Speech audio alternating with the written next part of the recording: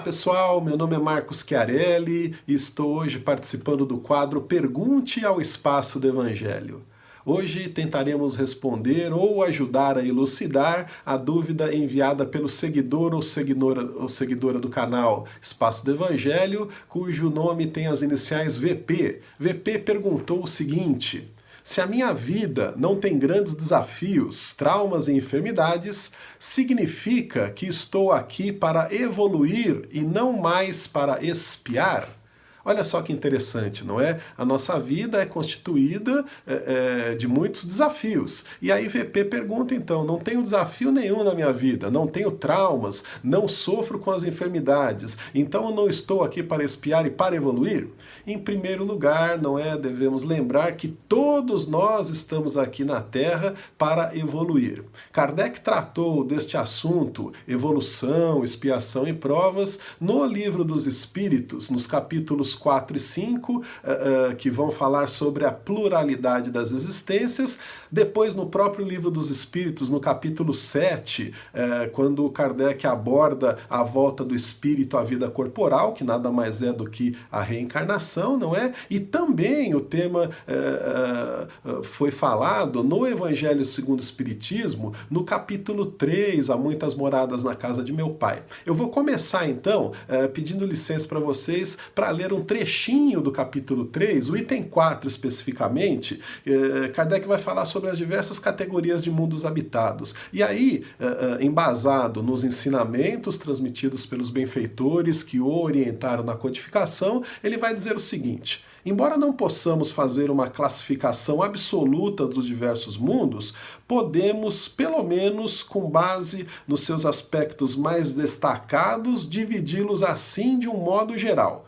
Mundos primitivos, onde se verificam as primeiras encarnações da alma humana, mundos de expiação e de provas, em que o mal predomina, mundos regeneradores, onde as almas que ainda têm o que expiar adquirem novas forças repousando das fadigas da luta, mundos felizes, onde o bem supera o mal, mundos celestes ou divinos, morada dos espíritos purificados, onde o bem reina sem mistura.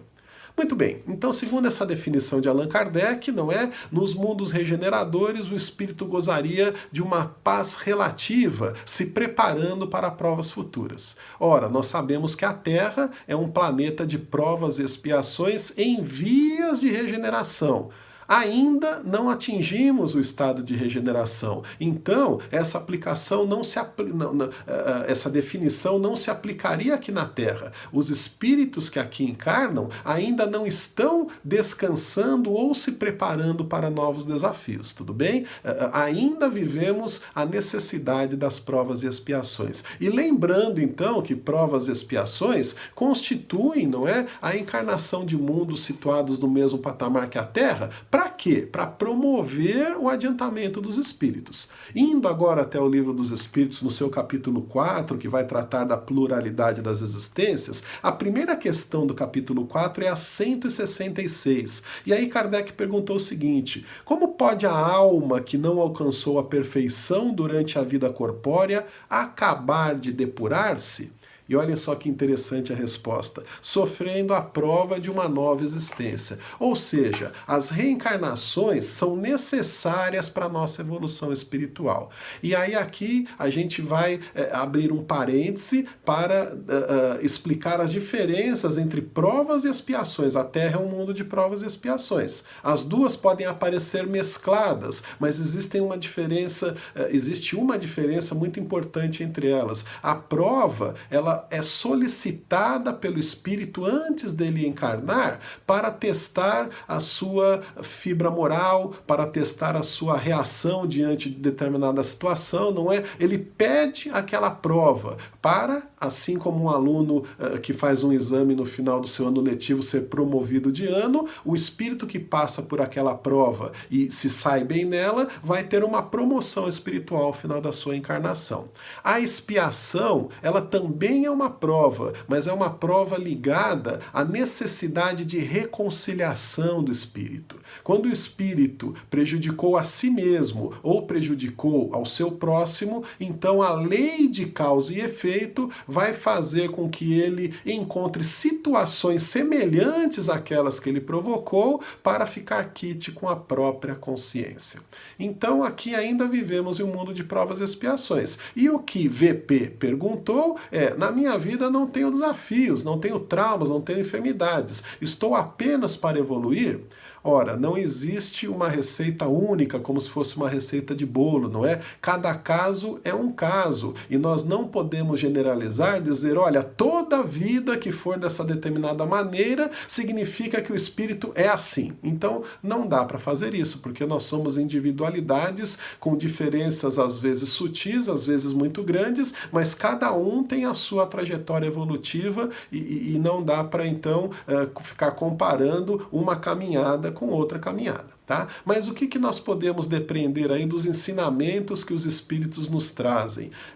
A sabedoria de Deus é infinita, assim como a sua justiça e a sua bondade. Então tudo aquilo que nós experimentamos durante a nossa vida física vem para o nosso bem. Se por acaso alguém está passando um período de calmaria, sem grandes sofrimentos, sem grandes privações, não é? Sem grandes problemas que o aflijam, pode ser que aquela pessoa está num intervalo, se preparando para uma prova mais difícil. Pode ser, gente, o talvez é sempre recomendável usar, não é? Porque, como eu disse, não conseguimos definir com exatidão se é isso ou não. A vida de cada um, só Deus tem a conta absoluta dela, não é? Então, pode ser. Imaginemos que um atleta, ele é um corredor e ele corre os 100 metros rasos, corre 400 metros e vai se preparando, corre meia maratona, aí ele tem um grande desafio pela frente, ele vai enfrentar uma maratona, ele vai correr muitos quilômetros. Depois de várias provas, o seu técnico pode recomendar um período de repouso, apenas um treino de manutenção, alguma coisa muito leve, para que ele se prepare adequadamente para aquele desafio que será o maior, então,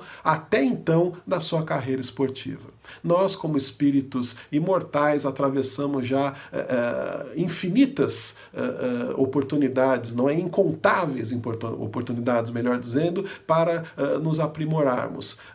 Se a nossa vida hoje é mais tranquila, pode ser que Deus, então, nos permite este período de trégua, este período de descanso, para nos prepararmos, para melhorarmos a nossa cultura, para desenvolvermos mais a nossa intelectualidade, para praticarmos mais as boas obras que vão fortalecer a nossa moral, para aí sim irmos para a maratona, aquela prova mais difícil que nos aguarda. Quando isso vai acontecer? Na próxima encarnação? Amanhã? Não sabemos, o futuro somente a Deus pertence, não é? Então, se alguém está vivendo uma situação dessa de mais calmaria, aproveite, aprimore-se, não é? Amplie os seus conhecimentos. Todo conhecimento é útil, não é? E tudo isso pode ser bastante benéfico para que no futuro, ou imediato, a médio ou a longo prazo, nós nos saiamos melhores nas futuras provas que virão. Quando estivermos no mundo de regeneração, então a probabilidade de estarmos num período de calmaria de preparação é maior. E nos mundos felizes, então, já como espíritos perfeitos, não é?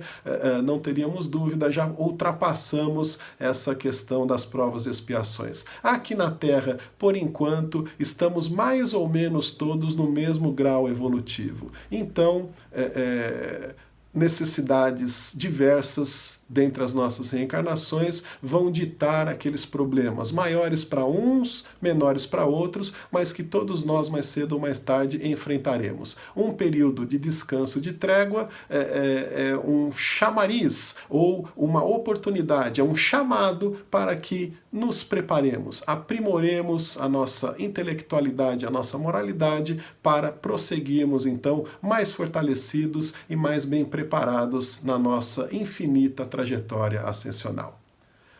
Fique com Deus, um grande abraço a todos.